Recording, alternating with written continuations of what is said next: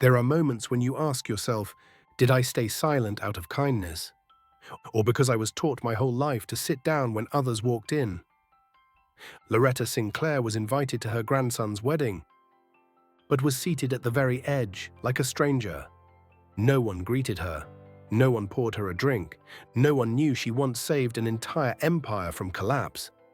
And just as the whole room turned its back on her, a man stood up, spoke her name in front of the bride's entire family, and changed the course of the wedding forever.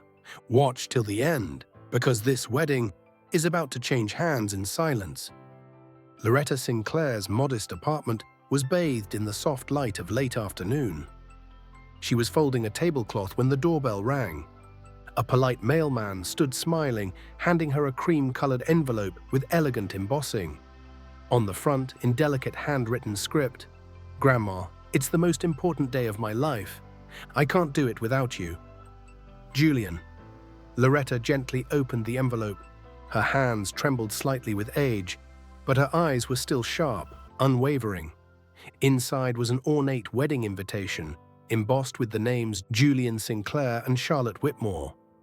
Wedding at the Whitmore family estate. She read it again. Charlotte Whitmore, and then she stopped, a line at the bottom of the card. Officiated by Mr. Gregory and Mrs. Vivian Whitmore. Loretta sat in silence. The sunset poured a golden hue over her elegantly silvered hair. She had heard that name echo in her mind 100 times. Vivian Whitmore, the woman who once humiliated her in public at a high society party, wounding her not for herself, but for Julian. 10 years ago, Julian, then just in his early 20s, had fallen in love with a white girl from an elite family. Loretta had accompanied him to a dinner at the girl's home.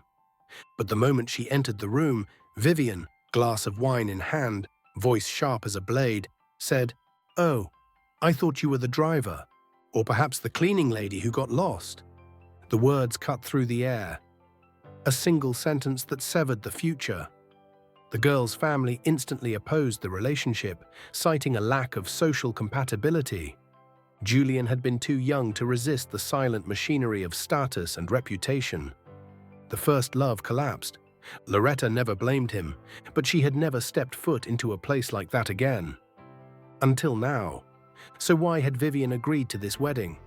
Loretta knew the truth. She hadn't. Vivian was merely tolerating it. Because Julian was now a young millionaire, founder of a rising tech company featured in Forbes Local. And Charlotte, unlike the girl from years ago, had refused to let go. Vivian had approved the wedding, but she would never truly accept Loretta. Loretta closed her eyes, took a long, slow breath, then opened them, calm, cold, steady. She was no longer the woman from that day. She didn't need to bow. She didn't need to explain. She walked to a wooden table and gently placed the invitation in a small photo frame, beside an old picture of young Julian sitting in her lap, beaming. That same light in his eyes, unchanged for 30 years. "You're worth it, Julian," she whispered. "You're worth me walking back into a place that once broke me." She stood up, reached for her most modest blue dress. The same one she had worn when she signed the first contract that changed her life forever. No one had ever known, because she had never boasted. This time she wasn't coming to prove anything. She came to stand, unshaken amid the glances, the judgments, because she knew truth doesn't have to speak. It only needs to be there. A sleek black rental car pulled up quietly in front of the Whitmore estate. A grand mansion perched on a hillside where even the cobblestones at the gate radiated luxury. The intricately wrought iron gate slowly swung open. The driver stepped out briskly and opened the rear door. From inside, Loretta Sinclair emerged, standing tall, wearing a simple yet elegant blue dress. Her silver hair was neatly pinned up. On her chest was a small silver brooch, the last gift her husband had given her before he passed. The moment she appeared, 2 uniformed ushers exchanged a glance, unsure whether she was a guest or part of the service staff. Loretta said nothing. She simply nodded and walked inside. The mansion's garden had been transformed into something out of a royal wedding. Crystal chandeliers hung from the ancient oak branches. White carpets stretched from the gates all the way to the altar. White roses lined each stone step. And in the midst of it all were gowns that shimmered, perfectly tailored suits, gleaming wristwatches, and conversations full of the confidence of those who believed they were born above others. Loretta walked through them, quiet as the evening breeze. Near the grand entrance, Vivian Whitmore stood sipping a glass of white wine, fanning herself lazily in the warm light. She spotted Loretta from a distance, and despite being the host, didn't offer a single greeting. Just a glance, slow, downward. Then she turned to her cousin and muttered, "Some people still can't tell the difference between a wedding dress and a grocery outfit." Soft laughter rippled. Not loud, but just enough for everyone nearby to hear. A few guests smiled politely. Others turned away in silence. Loretta heard every word, but she didn't turn back. Just then, Gregory Whitmore, the bride's father, approached. His eyes passed over Loretta like one would glance at catering staff. He gave a single nod.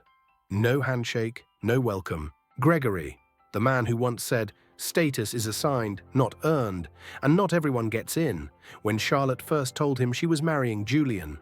And today he believed silence was enough to place Loretta in her place. Guests began gathering at the main stage. Loretta walked past their sideways glances, composed, steady.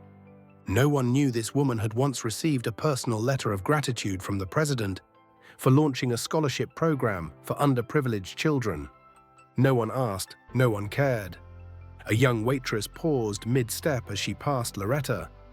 Not because she recognized her, but because for a moment she thought Loretta didn't belong. But something in Loretta's gaze made the girl look away, flustered. From a distance, Julian was speaking with friends. When he saw her, his face immediately softened. He moved quickly toward her. "You're here," Loretta smiled. "That's enough." Julian looked around. He saw the cold stares, the smirking lips, and his bride's mother, Vivian, turning her body away, raising her glass to her lips, pretending she hadn't noticed the presence of her daughter's black grandmother-in-law. Julian's hand clenched into a fist, but Loretta gently placed her hand on his arm. "Julian, people only think you're small when you try to make them comfortable." The wedding reception was in full swing. A live jazz band played a soft instrumental beneath a canopy of white lanterns. Champagne shimmered in the golden light. Laughter and lively chatter echoed across the estate garden. Loretta Sinclair slowly made her way toward the seating area.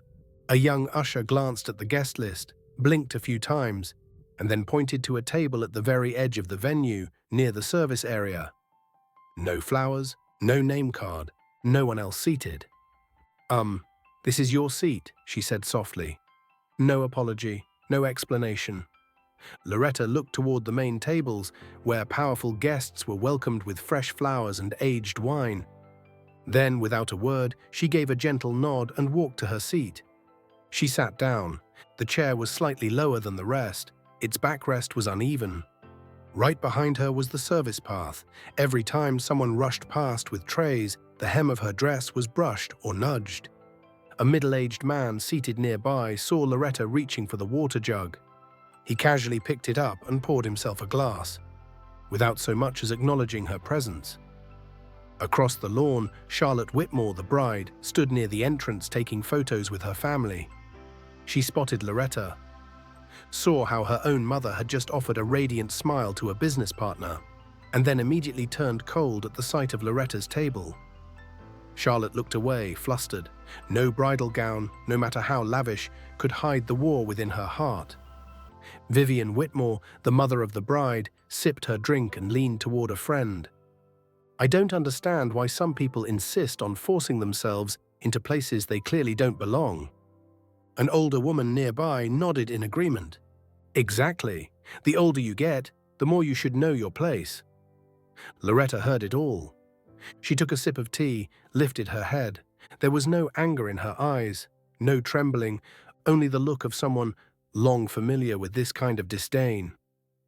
At the main table, Gregory Whitmore was laughing boisterously with his business partners. One, the CEO of a hotel chain, cracked a joke, These days, young people can marry whoever they want, as long as the assets are registered in advance. The table burst into laughter. Gregory joined in, casting a sideways glance toward Julian. Seems like my daughter has unconventional taste, but at least she knows how to pick the right time. More laughter followed. Julian, standing just a few steps away, heard every word. He turned toward Loretta, saw her still sitting in silence. From the start until now, no one had asked if she was hungry. No one offered conversation. No one even acknowledged her. Then, a fleeting moment. Loretta turned slightly to the left. The evening light struck her face, highlighting the silver in her hair and the quiet steadiness in her eyes. She didn't belong here, but she didn't shrink because of it either. Just then, a waitress carrying a tray of hors d'oeuvres, tiny gourmet appetizers, passed by. Loretta reached out gently for a piece. The waitress swiftly turned the tray away, pretending not to see. Not even a cube of cheese was spared. Julian stormed over. "I can't take this anymore, Grandma." But Loretta gently squeezed his hand. These people, they don't need anyone to teach them a lesson. They're writing their own, minute by minute. The sun had dipped fully into the west. Golden light filtered through the branches of ancient oak trees, falling softly on the table where Loretta Sinclair sat alone. A cool breeze swept through the folds of her blue dress, a dress that some older guests had quietly called so simple it looks out of place. But only Loretta knew. It had been hand-sewn by her late husband, paid for with his very first paycheck, back when they lived in a fifth-floor walk-up with no elevator. And she still wore it, whenever she needed to remember who she was. At the next table, a group of middle-aged guests were deep in conversation about investments. Having money's not the hard part. The real game is knowing the right people. Mediocre folks. No matter how rich, they still smell like cheap powder. They had no idea Loretta could hear them, and even less idea that the woman sipping tea beside them had once run an investment fund with over $700 million in assets. Before she stepped away from it all, in quiet retreat, a blonde woman, the wife of a corporate executive, looked over at Loretta, then leaned toward her table. These days, anyone can make it onto a guest list, as long as they're connected to the bride or groom. The remark hung in the air, like an invisible circle drawn around Loretta, pushing her out. And then suddenly, a young man, clearly a new staff member, accidentally dropped a tray of glasses. A loud crash. Every head turned. The supervisor stepped in, ready to scold him. But Loretta stood up before he could speak. "Don't blame him," she said calmly. "No one has steady hands when they're living in fear." The young staffer looked up at her. His eyes were red, and he nodded, slowly, gratefully. No one said a word, just a strange, still silence between the soft piano music and the clinking of glasses. An older gentleman nearby, white-haired, gold-rimmed glasses, turned to Loretta and asked, "Who are you exactly? You don't seem like an ordinary person." Loretta smiled. "I was ordinary, but I met too many people obsessed with being special. So eventually, I chose silence instead." The man paused. He didn't dare ask further. Across the lawn, Julian stood watching her. He knew his grandmother didn't need to raise her voice to make a point. She only needed to stay still long enough for others to feel their own smallness. At the main table, Vivian Whitmore noticed Loretta now speaking with several new guests. She frowned. "I don't understand why people think they've earned respect just because they throw around a few philosophical lines." One guest nodded politely, but another quietly stood up and walked toward Loretta. He was the director of a philanthropic foundation, and the moment he saw her, he recognized her immediately. Loretta didn't know that the very center of the celebration was beginning to shift. Without her stepping on stage, without her saying a single word about her past, Charlotte Whitmore stood inside the grand salon of the estate, a space so exquisitely arranged it looked torn from the pages of a luxury wedding magazine. Crystal chandeliers, flowing white silk, and imported orchids blooming in every tall glass vase. Guests circled around her, showering praise on her handcrafted French designer gown. She smiled, nodded, thanked them, maintaining the poised image her mother had coached her into. "Today, you are a Whitmore." But then Charlotte's eyes drifted through the wide glass doors out to the garden below, where Loretta Sinclair sat alone. In that same moment, she heard her mother's voice whisper behind her, speaking to a relative. "Julian, he's nothing but a flashy startup and a special grandmother. If Charlotte's smart, she'll start managing things quickly after the wedding." Charlotte froze, the words struck like a blade, cutting deep into the self-respect she had fought to preserve throughout her relationship with Julian. She turned away, backing into the hallway. A wave of dizziness hit her. Everything she thought had been accepted by her parents now felt like a fragile, polished lie. Julian had once told her about a party back in his college years, and a single cruel remark from an older woman that had shattered his relationship at the time. Back then, Charlotte hadn't imagined that woman might be her own mother. But now, she knew.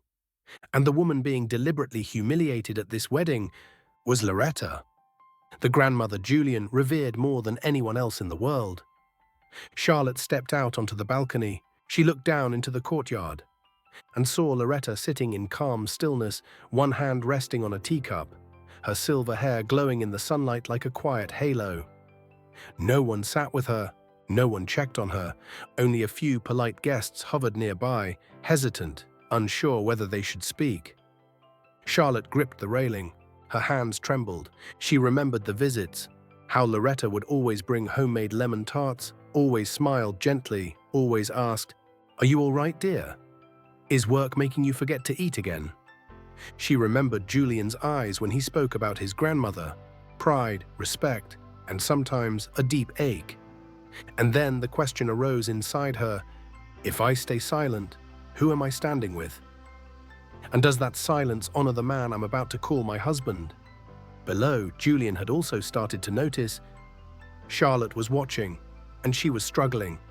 This was no longer just about a wedding ceremony. It had become a question that would define a lifetime. Will I live inside the comfort of pretending, or will I stand for what's right, even if it costs me the illusion I've built? About 3 rows away from Loretta Sinclair's table, tucked beneath the shade of a large maple tree, sat an elderly man, alone. He wore a charcoal grey suit. Nothing flashy, nothing ostentatious, no gold watch, no diamond rings. But in the way he sat, his back straight, his eyes sharp and focused, anyone paying attention would know this was not just another guest. He didn't make small talk, didn't raise a glass. He simply watched.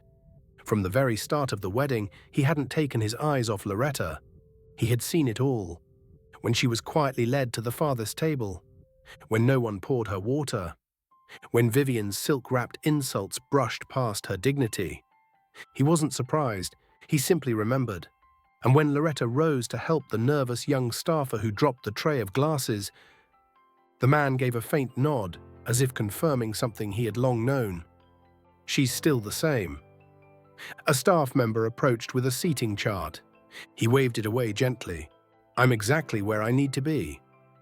At the head table, Vivian happened to glance his way, but her eyes passed over him like he was no one of consequence.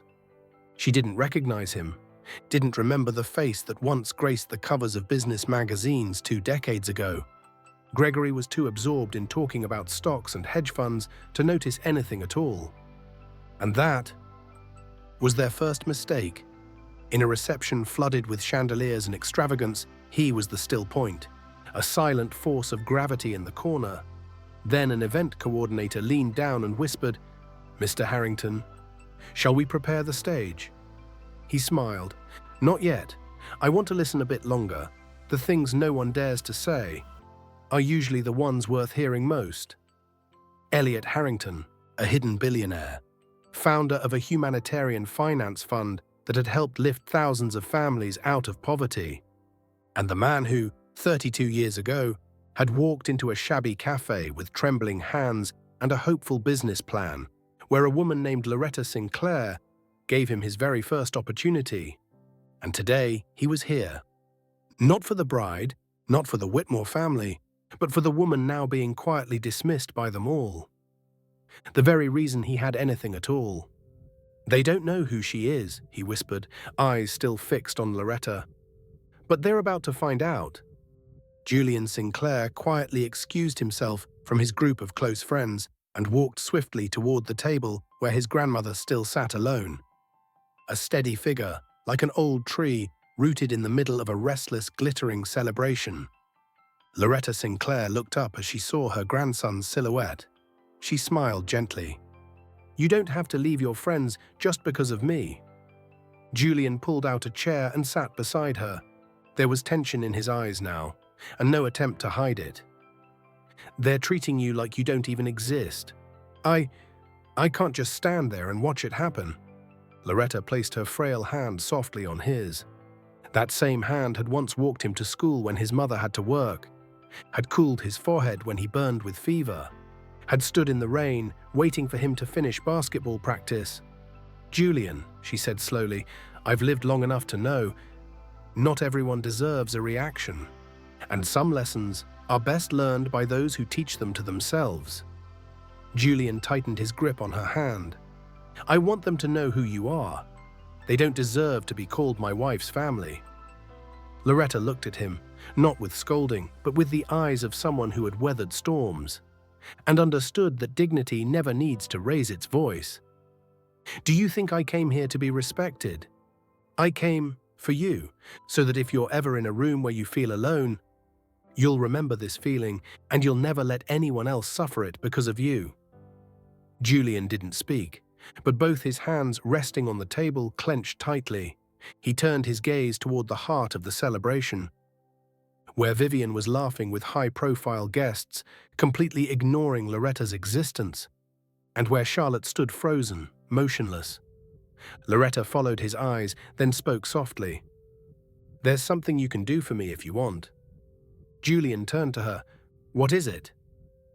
"Don't let people like them teach you how to love, because they don't know how." A soft breeze passed through the courtyard. The string lights above swayed gently in the wind. Julian pressed his lips together, but this time it wasn't out of frustration, it was clarity. He knew what he had to do. From a distance, Elliot Harrington was still watching. And he knew. She wasn't just a grandmother, she was a teacher. A soft ding rang out from the microphone placed at the center of the main stage. The event coordinator, a poised woman in a black tailored suit with professionally done makeup, stepped forward just as the white silk-covered chairs began filling up with distinguished guests. Her voice rang clear, carrying just the right note of formality to quiet the lively chatter in the garden.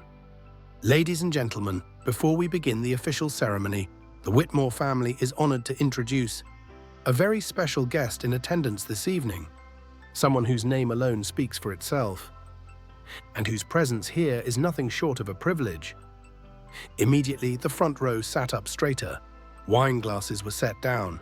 CEOs, donors, local politicians leaned in, murmuring among themselves, "Is it the state governor? Or the foreign investor from Zurich?" Vivian Whitmore, draped in an emerald silk gown, clenched her husband's hand. She leaned toward Gregory, whispering, "Are you sure you invited the right person? Is it someone from the Aurelius Fund? Do you even know his name?" Gregory gave a self-satisfied smile. "I don't need to.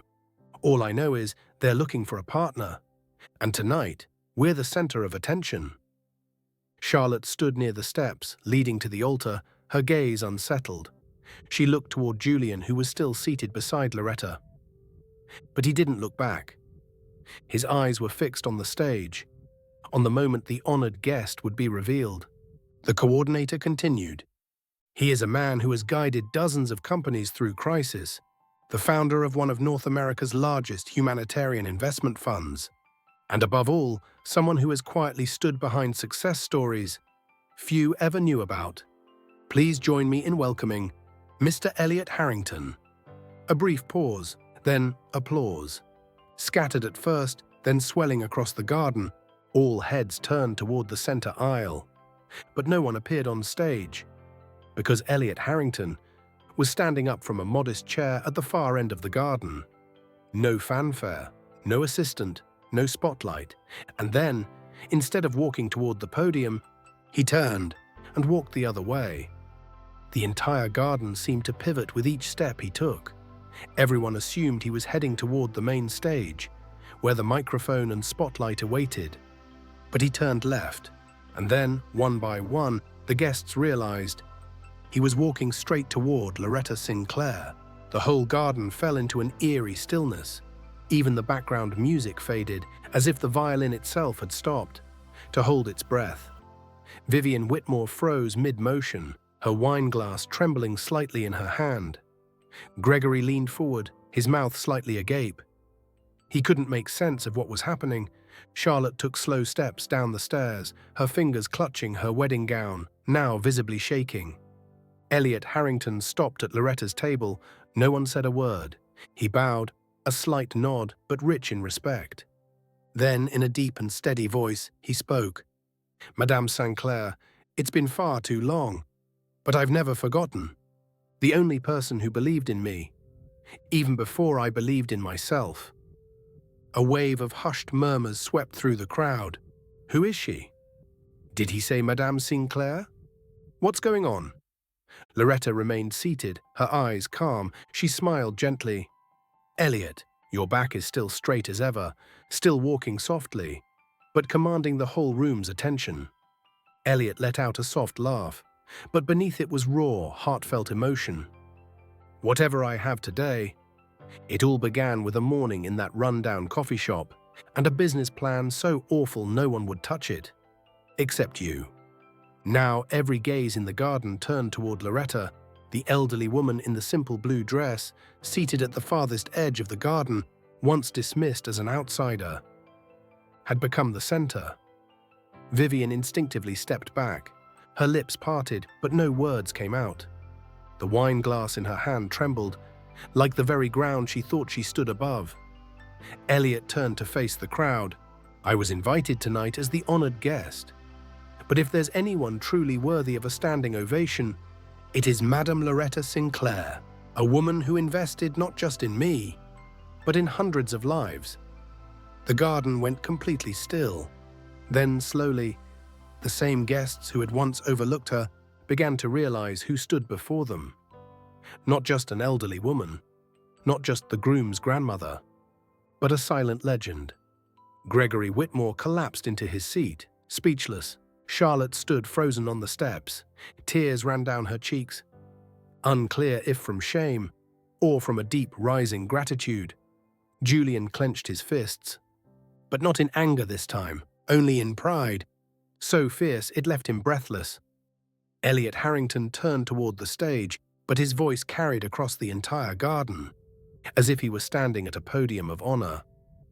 I know today isn't meant to be about me, but someone here is being forgotten, when, in truth, this entire event should have risen in her honor.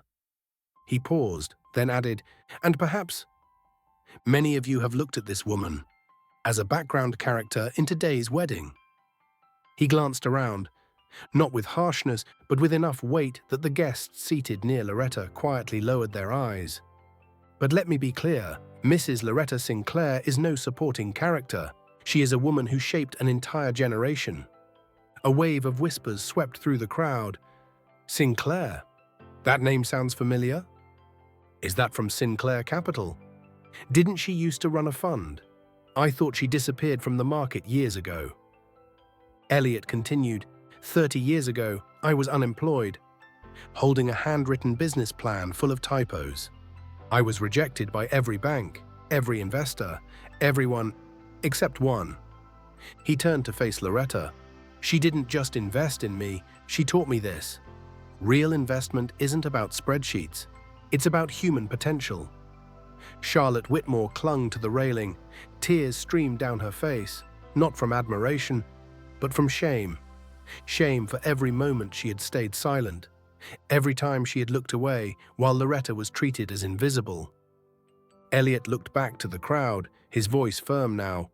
Mrs. Loretta Sinclair is the founder of Sinclair Capital, the first black woman to lead a multi-million-dollar investment firm on Wall Street. She didn't just generate profit, she created opportunity. for those turned away simply because of where they came from. Gregory Whitmore leaned back in his chair, his face pale.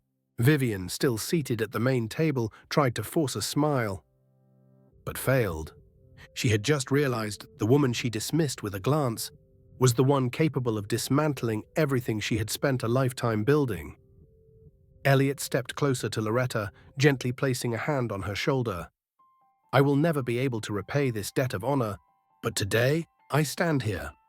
So all of you will know, the woman seated at the farthest table is the reason hundreds of families and thousands of students have a new chance at life." The entire garden fell silent. Then, a single round of applause from an elderly guest who had once sat near Loretta. Then another, then another. They stood and clapped, not out of courtesy, but because they finally realized they had been wrong. The applause continued, scattered, then steady, then rising all around, as if the entire garden was delivering a quiet slap to its own pride. Charlotte Whitmore stood frozen on the steps, her hand still clutching her wedding gown. But suddenly it didn't feel beautiful anymore. All she could see was how she had stood on the wrong side from the very beginning. Loretta, the woman she had silently avoided all evening. Loretta, the woman her mother had deliberately ignored. Loretta, the one who had once gently offered her hand when Charlotte stumbled during that very first family gathering. Now, she was a living legend, the reason an entire room had just risen to its feet. Charlotte stepped down, one breathless step at a time, not out of fear, but from shame. Julian saw her. He didn't turn away, but his eyes did not offer easy forgiveness. Charlotte knelt on one knee beside Loretta's table. At first, she couldn't speak, her throat constricted by the weight of her own cowardice. Then she reached for Loretta's hand, wrinkled, warm, steady, just as it had felt the very first time. "Grandma, I'm sorry." Her voice cracked. "I was a coward. I saw it all. But I chose silence. I was afraid of my mother, afraid of embarrassing her, but really, I'm the one who doesn't deserve to face you." The garden was silent. No one laughed. No one whispered, because all of them had been Charlotte at some point. They had seen injustice and turned away. Loretta didn't speak right away. She simply placed her other hand gently atop Charlotte's head and stroked it softly, like soothing a child who had finally collapsed under the weight of regret. "My dear, everyone is afraid when standing alone in front of what's right, but only when you step through that fear can you stand on the side where your conscience lives." Charlotte broke into tears, not from humiliation anymore, but from the overwhelming relief of being forgiven. The applause slowly faded. Charlotte still knelt beside Loretta, her head bowed, hands clutching Loretta's as if letting go would cause her to collapse under the weight of her shame. From a distance, Vivian Whitmore stood motionless, her face trying to hold on to poise, but her eyes betraying pure panic. She turned to her husband. "Gregory, do something. Everyone is watching." Gregory nodded stiffly and rose, adjusting his tie. This was a man who had once commanded boardrooms, negotiated million-dollar deals, but now his shoulders drooped, not from age, but from the crushing weight of unfamiliar humiliation. He approached Loretta's table. His voice, deep and measured from years of corporate diplomacy, now struggled to regain composure.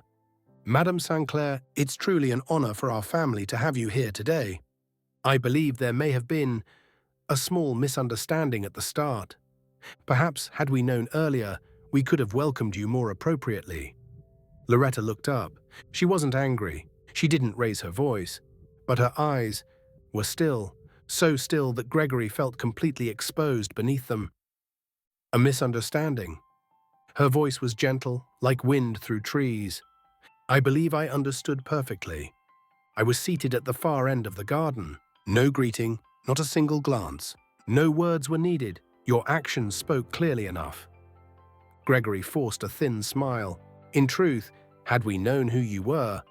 Loretta cut him off, not loudly, but firmly. "If who I am would have changed how you treated me, then that says everything about your values." At that moment, Vivian stepped forward. She smiled, a forced porcelain smile teetering on the edge of collapse. "Madame Sinclair, really, I apologize if I said anything out of line. I never meant to offend. We just didn't know." Loretta looked at her, not with contempt, but not with forgiveness either, only with truth, stark and unadorned. "Didn't know or didn't bother to know. You once said I didn't belong here, but I didn't come here to belong. I came so my grandchildren would never again be defined by the narrowness of an old world." Vivian opened her mouth, then closed it again. There were no words left to salvage. She, who always commanded the head of every table, who was always surrounded by admirers at elite galas, now stood alone. No one approached her. Loretta slowly rose, smoothed her dress, and looked at the two people before her, frozen like children caught cheating on a classroom test. "I didn't come here to be respected, but thank you for revealing so clearly what the opposite looks like." She turned away. No handshake, no glance back, because she wasn't walking away defeated. She was walking away in silent victory. Loretta Sinclair walked away from the table as if nothing had happened. She didn't carry anyone's apology. She didn't keep any handshake. She took only one thing with her: poise. She walked calmly toward the center of the venue. Past guests who had once pretended not to see her, now deliberately avoiding her gaze. Not out of fear, but because standing in front of someone who never needed to prove anything made them suddenly feel small, like mirrors facing a truth they had long ignored. A middle-aged woman, one who had earlier mocked Loretta, approached with a stiff smile. "Madame Sinclair, I sincerely apologize if I said anything inappropriate earlier." Loretta didn't stop. She gave a small nod, eyes steady ahead. "I didn't come here for apologies. I came so you could see yourselves more clearly." A group of sharply dressed young professionals gathered near her like students crowding around a philosopher. One young woman, voice trembling, "Do you still offer mentorship? Or, I'd just love to hear how you viewed the investment market back in your time." Loretta smiled softly. "I'm retired. These days, I invest in something that doesn't fluctuate with interest rates. Kindness." The young waitress, the same one who had once turned away her tray when Loretta reached, stepped forward now, in her hands a glass of champagne. She gently placed it on the table before Loretta and bowed her head. I'm sorry for how I acted earlier." Loretta cut in gently. "Don't apologize for learning slowly. Just don't stop before the lesson is finished." At the main table, Vivian and Gregory Whitmore sat motionless. No guests surrounded them now, no glasses raised in their direction. The couple who once owned the social stage now sat like forgotten names on an uninvited list. Vivian whispered, We've lost everything." Gregory clenched his fists, but said nothing. He understood. Reputation, money, status, none could save a person who had already forfeited their integrity. Across the lawn, Julian and Charlotte stood in silence, watching. Both of them gazed at Loretta, a woman who didn't need to speak loudly, didn't need to take up space, and yet had become the center of the room, simply by the way she lived. Charlotte turned to Julian and whispered, "She didn't need to beat anyone." Julian nodded, because she never played that game. But in the end, everyone revolved around her. Charlotte spoke softly, her voice trembling but sincere. "Julian." He turned to her. She lowered her head, eyes rimmed with red. "I'm sorry for not standing up sooner. I thought staying silent would be enough. But now I know silence can also be a way of hurting someone." Julian didn't respond immediately. He looked at her for a long moment, then gently placed his hand over hers. "You don't need to be perfect to be forgiven. Just don't let anyone else define the humanity in you." Charlotte nodded, and for the first time that day, she lifted her head high. Together they stepped toward the center of the ceremony. Guests began to take notice. Some assumed the wedding was resuming. But Julian took the microphone. His voice was steady and warm, clear, without hesitation or pretense. I know today is supposed to be the wedding of Charlotte and me, but if it weren't for my grandmother, the woman seated at the last table over there wouldn't be a today at all. He turned to look at Loretta. The room followed his gaze. She taught me this. Never judge someone by the seat they're given. Judge them by how they rise, when they've been treated as if they don't belong. Charlotte stepped beside him and took his hand. She took a deep breath, then said louder than her mother had ever expected to hear, "I carry the Whitmore name, but I don't carry its prejudice. The family I build from this day forward will be built on kindness, not on networks and privilege." A scattering of applause. Then louder, more unified. Some guests nodded. Some looked relieved. Finally, someone within the Whitmore family had said what others hadn't dared to admit. Gregory Whitmore stared at the couple on stage, his face unreadable. Vivian attempted a smile, but no one returned it. Below, Loretta Sinclair smiled faintly. She didn't clap. She didn't nod. She simply closed her eyes for a moment, as if she had just witnessed the birth of a new era. Not with gunfire, but with a simple declaration. As the wedding music resumed, everything appeared to continue as before. Glasses refilled, lights twinkled, and dessert was served to every table. But everyone knew, from this moment on, this wedding no longer belonged to the Whitmore family. Gregory Whitmore and Vivian remained seated at the head table. Once rulers of the stage, now unwilling extras in the very performance they thought they controlled. No one approached them, no one raised a glass, no admiring glances, only the quiet isolation of those who had lost something that could never be bought back. Respect. Outside, the garden was slipping into twilight. Loretta Sinclair stood silently beneath a row of licorice trees. No one noticed her now, and that was exactly how she preferred it. No spotlight, no ovation, no need to be called by name. She just wanted a moment of peace. After a long day of being stared at, judged, and silently dismissed, suddenly a warm voice sounded behind her. A quiet ending, but it landed hard. Elliot Harrington stepped forward, holding 2 cups of steaming herbal tea. He handed one to her, his eyes filled with quiet gratitude. "I used to think I'd never say this, but today I'm truly grateful you came." Loretta took a small sip, then smiled softly. "I didn't come to win. I came so my grandson could see what's right, with his own eyes." Elliot nodded. There was a brief silence. Then he asked, almost in a whisper, "If you hadn't believed in me back then, do you think I would have turned out the same?" Loretta didn't look at him. Her eyes gazed far ahead, past the garden, past the flickering lights, past the faint strains of fading music. "Perhaps you still would have found success, but you wouldn't have known how to use it to protect others. And if that were the case, then I would still have considered it a failure." Elliot smiled but said nothing. The 2 elders stood side by side, no praise, no crowd. They had lived long enough to know real power doesn't lie in fame. It lies in how you live, and how you're remembered when you're no longer in the room. Inside the reception hall, Julian and Charlotte danced slowly. Not for the guests, not for appearances, but because in the end they had chosen each other. Not for pedigree, but for principles. The night closed like the final page of a book, with a woman the room once dismissed, now remembered, as the quiet legend etched into every heart present. There are people who never need to stand to be noticed, because the way they live already commands respect. Loretta Sinclair didn't argue. She didn't raise her voice.